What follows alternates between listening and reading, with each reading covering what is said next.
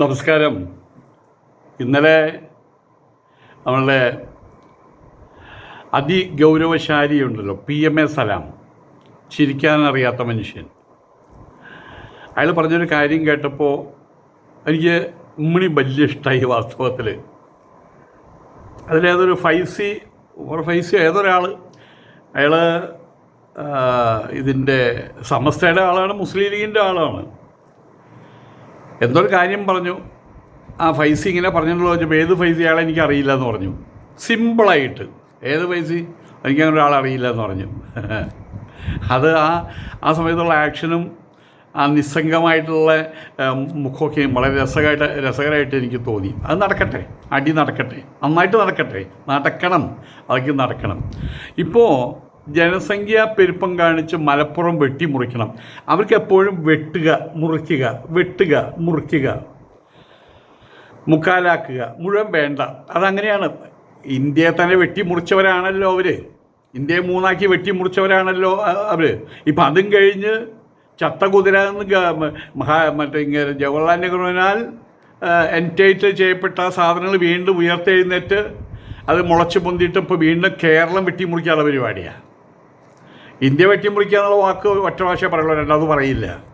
പിന്നെ ആ വെട്ടിമുറിക്കാന്ന് ഞാൻ നാക്ക് ബാക്കി ഉണ്ടാവില്ല. കാരണം അവിടെ ഭരിക്കുന്നത് നരേന്ദ്രമോദിയാണ്, അവിടെ ഭരിക്കുന്നത് സംഘപരിവാറാണ്.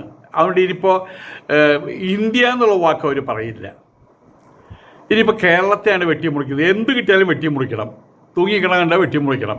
ജനസംഖ്യാ പെരുപ്പം കാണിച്ച് മലപ്പുറം വെട്ടിമുറിച്ച് 3 ജില്ലയോ മതി. എൻ്റെ പൊന്നു ലീഗ് നേതാവ് ഒരാൾ എഴുതിയിരിക്കുകയാണ്, എൻ്റെ പൊന്നു ലീഗ് നേതാവേ സലാമേ, എന്തിനാ മൂന്നാക്കി മാറ്റുന്നത്?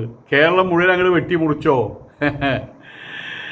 ഒരു ജില്ല വെട്ടിമുറിക്കണമെങ്കിൽ കോടിക്കണക്കിന് രൂപയുടെ ചിലവുണ്ട്, തുടർ ചിലവുകൾ വേറെ. ഈ ഒരു സാഹചര്യത്തിലാണ് അവിടെ വെട്ട് ഇവിടെ എന്ന് പറഞ്ഞാൽ അവർക്കൊന്നും അറിയേണ്ട ആവശ്യമില്ലല്ലോ. കേരളം മുഴുവനും വെട്ടിമുറിച്ച് അവിടെ ഈ ജനസംഖ്യ എങ്ങനെയാണ് കൂടിയത്? മലപ്പുറത്തൊന്നും ഇത്ര ജനസംഖ്യ ഉണ്ടായിരുന്നില്ലല്ലോ. ജനസംഖ്യ എങ്ങനെയാണ് കൂടുന്നത് ഞാൻ പറയേണ്ട ആവശ്യമില്ലല്ലോ. അത് പണി കുറച്ചാൽ മതി, കാര്യം കഴിഞ്ഞു. തീറ്റ കുറയ്ക്കുന്ന സമയത്ത് പണിയാനുള്ള താല്പര്യം കുറയും, ജനസംഖ്യ കുറയും, മാത്രമേ ഉള്ളൂ. ഇനിയിപ്പോൾ ഇത് 3 വെട്ടിമുറിച്ചാലും അവിടെ ഉണ്ടാക്കും, ഇവിടെ ഉണ്ടാക്കും. അതാണല്ലോ വേറെ പരിപാടിയൊന്നുമില്ലല്ലോ ഇവരുടെ. ആകുന്ന സമയത്ത് വീണ്ടും വെട്ടിമുറിക്കണമെന്ന് പറയും, ആണ് ഒരു പരിപാടി. ഏതായാലും ന്യൂനപക്ഷം അവകാശപ്പെടുന്ന ആൾക്കാർ പല ജില്ലകളും വെട്ടിമുറിക്കണം എന്നുള്ള അഭിപ്രായമായിട്ട് മുന്നോട്ട് വന്നിരിക്കുകയാണ്. ഇവരൊരു കാര്യം മനസ്സിലാക്കേണ്ടത്, ഇതൊക്കെ ചെയ്യണമെങ്കിൽ ഗവൺമെൻറ്റിന് വരുന്ന ബാധ്യതകൾ നിസ്സാരമൊന്നുമല്ല. ഈ നാട്ടിലെ ജനങ്ങൾ അത് ചിന്തിക്കുന്നില്ല. വെറുതെ ഇനി നാളെ മുതൽ തിരൂർ കേന്ദ്രമായിട്ട് അവിടെ നിന്ന് അങ്ങോട്ടുള്ള ഭാഗം, ഇവിടെ നിന്നുള്ള ഭാഗം ഇങ്ങോട്ട് ഇങ്ങനെ പറഞ്ഞാൽ മാത്രം മതിയോ? എന്തെല്ലാം പ്രൊസീജിയർ അതിൻ്റെ പുറകിൽ വേണം? അത് ഒരിക്കൽ ഏതൊരാളിങ്ങനെ പറയേണ്ടായി അതിനെക്കുറിച്ച് വലിയ ഒരു പ്രബന്ധം പോലെ അവതരിപ്പിക്കുകയുണ്ട്. കേട്ടപ്പോൾ എനിക്ക് മനസ്സിലാകുന്ന നിസ്സാര കാര്യമല്ലാന്ന്. ഏതായാലും ഇത് വെട്ടിമുറിക്കുമ്പോൾ വരുന്ന ഭാരം, നികുതി ഭാരം, അതിൻ്റെ സാമ്പത്തിക ഭാരം, മറ്റുള്ള ജനങ്ങളുടെ ചുമതല, പലതിൻ്റെയും നികുതി കൂടി അടിച്ചേൽപ്പിക്കണം. പലതിൻ്റെ മേലെ നികുതി അടിച്ചേൽപ്പിക്കാനല്ലേ ഈ പൈസ കിട്ടുള്ളൂ. ഇവരുടെ ബുദ്ധി കോടിക്കണക്കിന് രൂപ ഈ ജില്ലാ രൂപീകരണത്തിന് വേണ്ടി ചിലവാക്കേണ്ടി വരും. 3 വേറെ കളക്ടർമാർ വേണ്ടി വരും, 3 ജഡ്ജിമാർ വേണ്ടി വരും, 3 കളക്ടറേറ്റുകൾ വേണ്ടി വരും.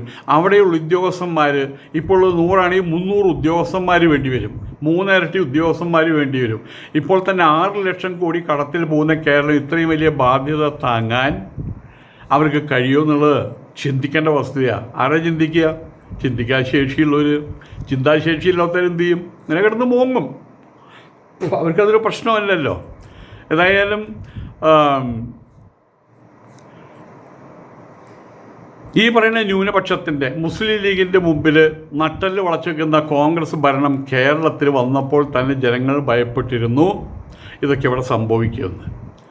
ഒടുവിൽ അത് തന്നെ സംഭവിക്കാൻ പോവുകയാണ്. പാകിസ്ഥാൻ വിഭജനത്തിന് കൂട്ടുനിന്നൊരു കക്ഷി കേരള ഭരണം നിലനിർത്താൻ ഇനി കേരളവും വിഭജിച്ചു കൊടുക്കും. കേരളം എന്ന് മാത്രമല്ല, അവരെന്ത് പറയുന്നത് വിഭജിച്ച് കൊടുക്കും. ഒറ്റ മാർഗ്ഗമേ ഉള്ളൂ, എല്ലാത്തിനും തൂക്കി പുറത്തേക്ക് ഇടുക. അതേ മാർഗ്ഗമേ ഉള്ളൂ. വേറെ എത്ര കക്ഷികൾ കേരള കോൺഗ്രസ് അതുകൊണ്ട് ചേർന്ന് ഭരിക്കാൻ നോക്കും സതീശ.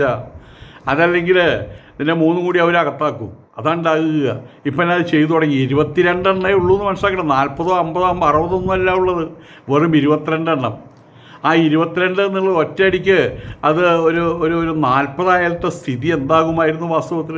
ഇപ്പം തന്നെ അർമാദിക്കല്ലേ ഇവന്മാർ ചെയ്തുകൊണ്ടിരിക്കുന്നത്. ആ അറ്റം മുതൽ ഈ അറ്റം വരെയുള്ള ആൾക്കാർ അർമാദിക്കല്ലേ ചെയ്തുകൊണ്ടിരിക്കുന്നത്. ഏതായാലും ഈ മലയാളികൾക്ക് തൃപ്തിയാകുകയാണെങ്കിൽ ഇനിയിപ്പോൾ അതും നടക്കട്ടെ, വേറെ മാർഗ്ഗമില്ല. മലയാളികളാണല്ലോ വോട്ട് ചെയ്തത്. നല്ല രീതിയിൽ ഭരണം പോയിക്കൊണ്ടിരിക്കുന്ന ഒരാൾ കള്ളനാണ്, പറ്റിച്ചു, വീട്ടിൽ പൈസ ഉണ്ടാക്കി, കേസ് എത്രയും നടക്കുന്നു, ഇപ്പോഴും നടന്നുകൊണ്ടിരിക്കുകയാണ്. ഇ ഡി വന്ന് പരിശോധിക്കും പോകും, മറ്റെല്ലാ ഏജൻസികളും വന്ന് പരിശോധിക്കും പോകും. ഇവിടെ സിന്ദൂർ എന്ന് പറഞ്ഞിട്ടുള്ള ഒരു സർജിക്കൽ സ്ട്രൈക്ക് നടത്തി. അതിന് വേണ്ടി വന്ന് 3 ദിവസമാണ്. അതേ സമയത്ത് പിണറായി വിജയനെ നാണം കെടുത്താൻ വേണ്ടി എത്ര കാലമായി ഇത് ലാവലിൻ്റെ കേസ് പറഞ്ഞിട്ട്. എനിക്ക് തോന്നുന്നു 15 വർഷമെങ്കിലും ആയിട്ടുണ്ടാവും. ഇതുവരെ എവിടെ എത്തിയിട്ടില്ല. എന്താണ് കാരണം? അതിനകത്ത് കാര്യമാത്ര പ്രസക്തമായിട്ടൊന്നുമില്ല. ഉണ്ടച്ചുരുട്ട് അഴിച്ചു വരുന്ന സമയത്ത് ചരട് മാത്രമേ ഉള്ളൂ, ഒരു ഉണ്ട ചുരുട്ട് മാത്രമേ ഉള്ളൂ. അതിനകത്തൊന്നുമില്ല എന്നർത്ഥം. തവിടും മുറം, അതാണ് സത്യം. പക്ഷേ പാവപ്പെട്ട ജനങ്ങളെ സംബന്ധിച്ചിടത്തോളം ഇന്ന് അവരെ കീഴടക്കാനുള്ള ഏറ്റവും നല്ല ആയുധം സൈബർ ആക്രമണമാണ്.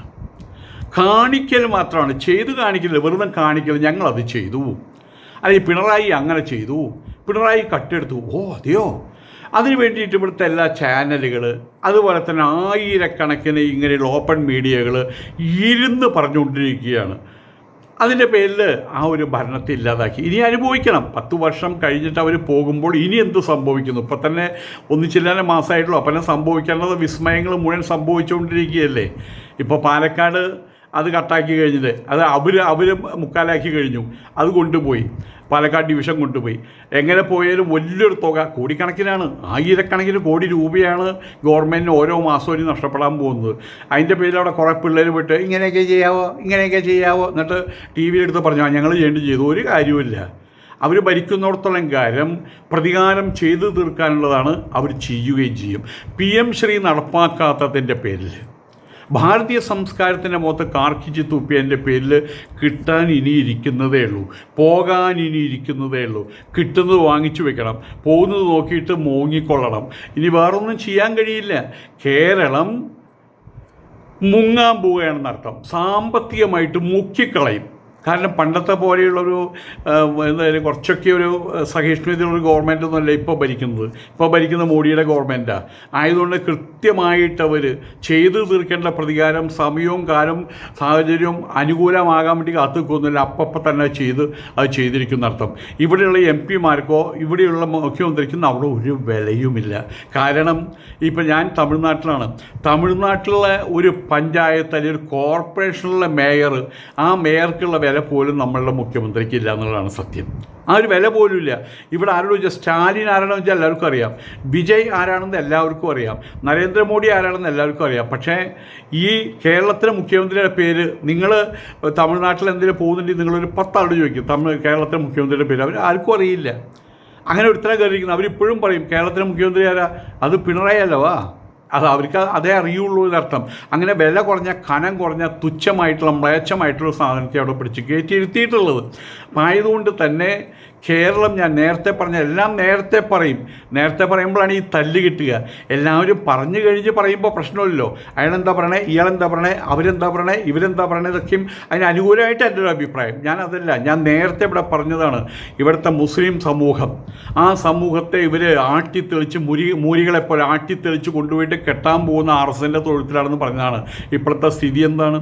RSനെ മറികടന്ന് എന്തെങ്കിലും ഇവിടെ ചെയ്യാൻ പറ്റുന്നുണ്ടോ? ഇവരെല്ലാവരും ഇപ്പം ഇത്രയും കാലമായിട്ട് ഇവിടെയുള്ള പിള്ളേർ ഈ ഫേസ്ബുക്കിൽ ഒഴുന്നിടുന്നതല്ലാതെ ഇവിടുത്തെ നേതാക്കന്മാർ, ഇന്നലെ ഇവിടുത്തെ പാട്ട് പാടുന്ന കണ്ടു, ഇവരൊരു നേതാവ് പാട്ട് പാടുള്ളൂ, പൂവിളി, അത് പാടാനറിയില്ല, ഈ പാടാതിരുന്നൂടെ? ഈ ആരോ പറഞ്ഞ പോലെ മറ്റേ അഖിലാണ്ട മണ്ടേല എൻ്റെ കുട്ടിക്കാലത്ത് കുട്ടികൾ ചെല്ലുമ്പോൾ നല്ല രസമായിരുന്നു. ഇപ്പോഴാണ് ഓർമ്മയുണ്ട്. അഖിലാണ്ട മണ്ടേല മണി ചോരിക്ക് അതിനുള്ളിലാനന്ദ ദീപം എന്നൊക്കെ പറഞ്ഞിങ്ങനെ പാടും. കുട്ടികൾക്ക് വല്ല ട്യൂൺ അറിയൂ? അതിന് അന്നത്തെ കുട്ടികൾ അറിയില്ല. അതുപോലെ ഒരുത്തനിപ്പോൾ ഐക്യദാർഢ്യം പ്രഖ്യാപിച്ചിരിക്കുകയാണ്. പൂവിളി പൂവിളി പൊന്നോണമായി എന്ന് പറഞ്ഞ പാട്ടും പാടിയിട്ട് ആരെ പ്രീതിപ്പെടുത്താൻ വേണ്ടിയിട്ടാണ്, ആരെ പ്രലോഭിപ്പിക്കാൻ വേണ്ടിയിട്ട് അവർ ചെയ്യുന്നത്? നമുക്കെല്ലാവർക്കും അറിയാം. ഞങ്ങൾ ഹിന്ദുത്വവാദത്തിനെതിരല്ല, ഹിന്ദുക്കളെ ഇവർക്ക് ഇഷ്ടമല്ല. ഹിന്ദുത്വവാദം എന്ന് കേട്ടാൽ അവർ മുട്ടുകാർ കൂട്ടിയടിക്കും. അപ്പം ഞാൻ നേരത്തെ പറഞ്ഞതാണ്, ഇവരെ നേതാക്കന്മാർ ഇവർ രാണികളെ കൊണ്ട് കെട്ടാൻ പോകുന്നത് മറ്റേ RSSൻ്റെ ആലയിലാണ് എന്ന് പറഞ്ഞാൽ അപ്പം ഏകദേശം ശരിയായിട്ട് വരുന്നുണ്ടല്ലോ. PMCയെ കുറിച്ച് മിണ്ടുന്നുണ്ടോ? ഇപ്പോൾ PMCയെ കുറിച്ച് മിണ്ടുന്നുണ്ടോ? ഇപ്പോൾ വഖഫ് ബോർഡിൽ ഇതര മതസ്ഥർ വരുന്ന കാര്യത്തെക്കുറിച്ച് മിണ്ടുന്നുണ്ടോ? ഇപ്പോൾ മിണ്ടാൻ പറ്റില്ല. അങ്ങനെ ഒരുപാട് കാര്യങ്ങൾ, രണ്ടൊന്നല്ല, ഒരുപാട് കാര്യങ്ങളിൽ ഇവർ തലകുനിച്ച് നിൽക്കുകയാണ്. ഇത് നേരത്തെ ഞാൻ പറഞ്ഞതാണ്. അതുപോലെയുള്ള മറ്റുള്ള കാര്യങ്ങൾ ഇപ്പോൾ ഞാൻ വീണ്ടും പറഞ്ഞുകൊണ്ടിരിക്കുന്നത് അർത്ഥം. ഏതായാലും കേരള ഭരണം നിലനിർത്താൻ വേണ്ടിയിട്ട് ഇവർ ഇനി ഇതിലപ്പുറം ഇവർ നടത്തും, സമ്മതിച്ചു കൊടുക്കുന്ന അർത്ഥം. ഏതായാലും ഇവിടെ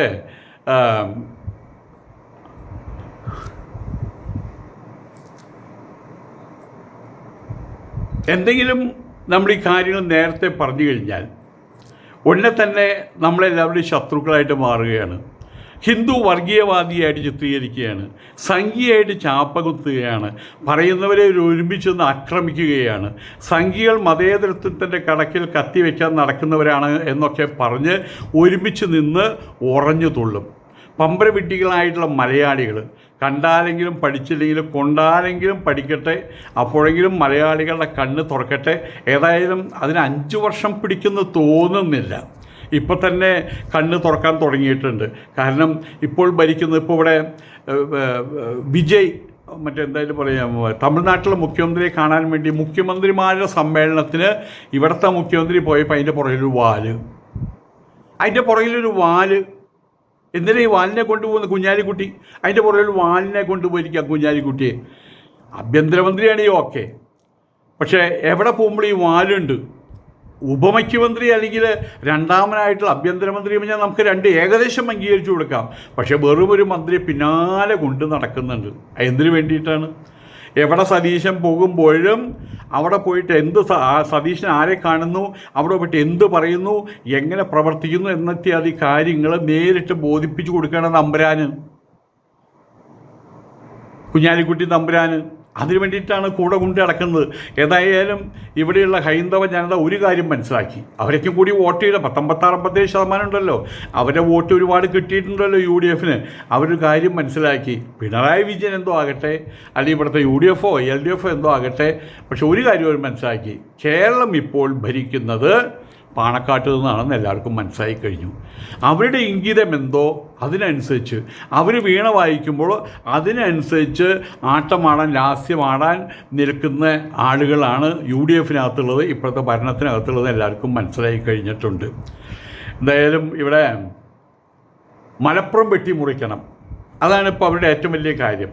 അപ്പോൾ ഈ മലപ്പുറം വെട്ടിമുറിക്കാൻ വേണ്ടിയിട്ട് അങ്ങനെ പറഞ്ഞു കഴിഞ്ഞാൽ അതിലൊരു ശരികേടില്ലേ? അപ്പോൾ അവരെന്ത് പറഞ്ഞു? ഞങ്ങൾ മലപ്പുറം വെട്ടിമുറിക്കാനല്ല പറഞ്ഞത്, എവിടെയാണോ ജനസംഖ്യ അനുപാതത്തിൽ, അതായത് ജനസംഖ്യ കൂടുതലുള്ളോടത്ത് വെട്ടിമുറിക്കണമെന്നേ പറഞ്ഞുള്ളൂ എന്ന്. അപ്പോൾ അതിൽ മലപ്പുറം പെടുമല്ലോ. ഏതായാലും ഇവർ അതിലൊരാൾ അതിനകത്ത് എഴുതിയിരിക്കുകയാണ്, മറ്റേ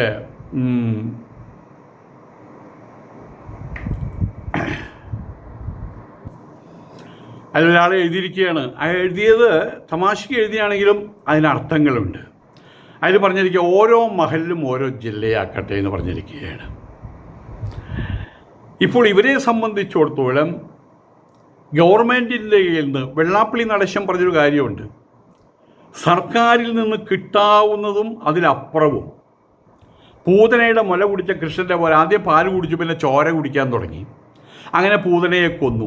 ഇതുപോലെ തന്നെയാണ് ഇവരിപ്പോൾ ഈ കേരള ദേശത്തിൽ അല്ലെങ്കിൽ കേരള സംസ്ഥാനത്തിൽ നിന്നുണ്ടാകുന്ന റവന്യൂ അത് മുഴുവൻ മൂന്നും കൂടി ഇവർക്ക് അകത്താക്കണം എന്ന് പറഞ്ഞ് നടക്കുകയാണെന്ന് ഒരിക്കൽ വെള്ളാപ്പള്ളി നടേശൻ പറഞ്ഞപ്പോൾ അദ്ദേഹത്തെ തെറി വിളിച്ചു.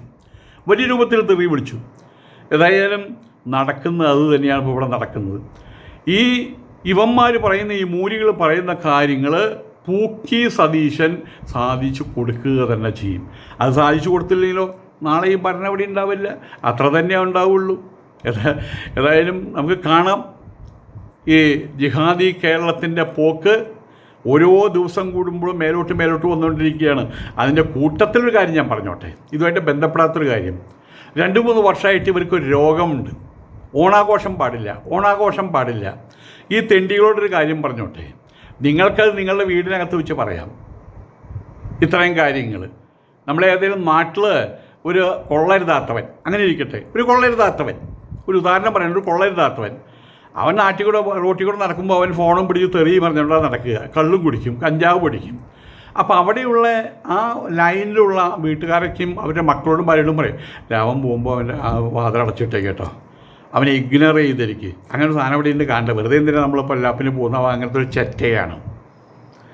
ഈ ഒരു കാര്യം ഇവർ വീട്ടിൽ വെച്ച് പറയുമ്പോൾ അവനെന്താ പ്രശ്നം? അവനോട്ട് അറിയുന്നുമില്ല. പക്ഷേ അവൻ പോകുമ്പോൾ അവൻ്റെ മുഖത്ത് വയ്ക്കി പറയാം, ദേ ഇവൻ ചെറ്റയാണ്, ഇവൻ്റെ മുഖത്തിൽ നോക്കരുത്, ഇവനോട് സംസാരിക്കുമെന്ന് അറിയുമ്പോൾ അവൻ ചിലപ്പോൾ 2 വെച്ച് കൊടുത്തു വരും. ഇതുപോലെ തന്നെ ഓണം ആഘോഷിക്കരുത് എന്ന് ഓണക്കാലം വരുമ്പോൾ ഈ തെമ്മാടികൾ പറയുന്നത് സത്യം പറഞ്ഞാൽ ഹിന്ദുക്കളുടെ മുഖത്ത് കാർക്കിച്ച് തുപ്പുന്നത് തുല്യല്ലേ. കഴിഞ്ഞ 2 വർഷമാണ് ഞാൻ പറയുന്നുണ്ട്, ഇനി മേലിൽ ഇത് ആവർത്തിച്ചാൽ നിങ്ങളൊരു പാഠം പഠിപ്പിക്കാൻ ചിലപ്പോൾ ഇവിടുന്ന് പലരും ഉണ്ടായെന്ന് വരും. ആ സമയത്ത് പാഠം പഠിച്ചുകൊണ്ടിരിക്കുമ്പോൾ അയ്യോ നിലവിളിച്ച് കഴിഞ്ഞ് മാർത്തടി നിലവിളിക്കുമ്പോൾ നിങ്ങളെ സമാധാനിപ്പിക്കാൻ വേറെ ആരും ഉണ്ടാവില്ല, ഹിന്ദുക്കൾ ആരും ഉണ്ടാവില്ല. കാരണം അവരെത്രത്തോളം സഹിക്കുന്നുണ്ട്. ഇത്തവണ ഇതുപോലെ തന്നെ തുടങ്ങി. ഓണം നടത്തരുത്, ഓണം ആഘോഷിക്കരുത്, ഓണം തിന്നരുത്, ഓണം നാറ്റിക്കരുത് ഒരുത്തൻ, ഒരു ഉസ്താദ് പോലെ ഒരുത്തൻ പറയാൻ തുടങ്ങി. ഞാനിവിടെ എന്ത് ചെയ്തു, അതിനൊരു മറുപടിയായിട്ട് അതിൻ്റെ പോയിൻ്റുകൾ എഴുതി വെച്ചുകൊണ്ടിരിക്കുന്ന സമയത്താണ് ഞാൻ വേറൊരാൾ പറഞ്ഞു, ഇങ്ങനെ അറിഞ്ഞില്ലേ സ്വാമി ഓണം ആഘോഷിക്കരുത് പറഞ്ഞതിൻ്റെ ഇമ്പാക്റ്റ് കണ്ടില്ലേ? ഞാൻ അതിനെക്കുറിച്ച് എഴുതുന്നുണ്ട്. ഒന്നും എഴുതേണ്ട ആവശ്യമില്ല. അയാളൊരു 10-15 വീഡിയോ കൂടെ അയച്ചു. അവിടെ എൻ്റെ ലേഖനത്തിൽ നിന്നൊരു പ്രസക്തി ഇല്ലാണ്ടായി. കാരണം എന്താണ്, നല്ല മധുരമനോഹരികളായിട്ടുള്ള മൊഞ്ചത്തികളായിട്ടുള്ള പെണ്ണുങ്ങൾ വാക്കുകളിലൂടെയല്ല പ്രവൃത്തിയിലൂടെ അങ്ങോട്ട് കാണിച്ചു കൊടുത്തു. തലയെ അങ്ങോട്ട് തൂറി നിറച്ചു ഉസ്താദുമാരുടെ പച്ചത്തെറി. അതും പറയാൻ ഇപ്പോഴത്തെ പെൺകുട്ടികൾ മടിക്കില്ല എന്നുള്ള കാര്യം ഉറപ്പായി. ഒരുത്തി അവിടെ നിന്ന് ദുബായിലിരുന്നിട്ട് പറഞ്ഞു ഹിജാബ് ധരിച്ചുകൊണ്ട് തന്നെയാണ് 10,000 പെൺകുട്ടികൾ ഓണം ആഘോഷിച്ച് മറുപടി കൊടുത്തത്. ഇപ്പം അതിന് ന്യായീകരണം വന്നിരിക്കുകയാണ്. ഏതോ ഒരു ഡോക്ടർ ഒരുത്തനുണ്ട്, അനിൽ എന്ന് പറഞ്ഞ ഒരുത്തനുണ്ട്, മുസ്ലിമാ, പക്ഷേ അനിലിൻ്റെ പേരുകൂടി ചേർത്താകുമ്പോൾ അവൻ പറഞ്ഞിരിക്കുകയാണ്, ഇവിടെ എന്താ ഞങ്ങൾ ആരെങ്കിലും ആഘോഷിക്കരുതെന്ന് പറഞ്ഞോ, ഓണം തിന്നരുതെന്ന് പറഞ്ഞോ, ഓണം നാറ്റിക്കരുതെന്ന് പറഞ്ഞോ, നിലവിളക്ക് കൊളത്തരുതെന്ന് പറഞ്ഞു. അപ്പോൾ ഇവർ പറഞ്ഞില്ലേ? ഇപ്പോൾ അതെല്ലാം പ്ലേറ്റ് മാറ്റി വെച്ചുകൊണ്ടിരിക്കുകയാണ്. ഇപ്പോൾ സ്ത്രീകൾക്കൊക്കെ നിറഞ്ഞ സ്വാതന്ത്ര്യമാണുള്ളത്. അതായത് രക്ഷയില്ലാണ്ടായി എന്നർത്ഥം. എന്തെല്ലാം ഇവർ പറഞ്ഞു. ഫോട്ടോ എടുക്കുന്നതിനെതിരായിരുന്നു. പക്ഷേ ഗൾഫിൽ പോകണമെങ്കിൽ ഫോട്ടോ എടുത്തിട്ട് ഒട്ടിക്കണ്ടേ? അപ്പോൾ പിന്നെ ഫോട്ടോ എടുക്കാമെന്നായി. അപ്പോഴും ഹദീസോ എന്തോ സാധനം ഇറങ്ങി വന്നു. എനിവേ, ഇവിടെ ഇപ്പോൾ ഈ രാജ്യം പങ്കുവയ്ക്കണം എന്നാണല്ലോ പറയുന്നത്. ഈ ഒരു കാര്യം പങ്കുവയ്ക്കണം എന്നല്ല, ജില്ലകൾ മുഴുവൻ വെട്ടിമുറിക്കണം എന്നാണല്ലോ പറയുന്നത്. അതിവിടെ നടക്കും. ഇപ്പോൾ ആ പേര് മാറ്റിയിട്ടുണ്ട്, പുനഃക്രമീകരണം നടത്തണമെന്നായിട്ടുണ്ട്. അതായത് ജില്ലയുടെ പല ഭാഗങ്ങൾ ഇങ്ങോട്ട് ചേർക്കുക അങ്ങനെ അഡ്ജസ്റ്റ് ചെയ്യണമെന്ന്. കാരണം ഇവർക്ക് മനസ്സിലായി സംഭവം വിചാരിച്ച പോലെയുള്ള കാര്യങ്ങൾ. വല്ലാതെ കളിച്ചു കഴിഞ്ഞാൽ എല്ലാത്തിനും കൂട്ടത്തോടുകൂടി വാരിപ്പിടിച്ച് തിഹാർ ജയിലിലേക്ക് കൊണ്ടുപോകാൻ കഴിവുള്ള ഒരു സർക്കാരാണ് കേന്ദ്രത്തിലുള്ളത്. മനസ്സിലാക്കിയ കാരണം കൊണ്ട് വലിയ വർത്തമാനം പറയും, പിന്നെ കുറച്ച് കൊണ്ടുവരും, പിന്നെ അത് വേണ്ടാന്ന് വയ്ക്കും. അതാ സംഭവിക്കുക. ഇതാണ് മലപ്പുറത്തും സംഭവിക്കാൻ പോണത്. ഒരു വിഭജനം അവിടെ നടക്കാൻ പോകുന്നില്ല. നമസ്കാരം.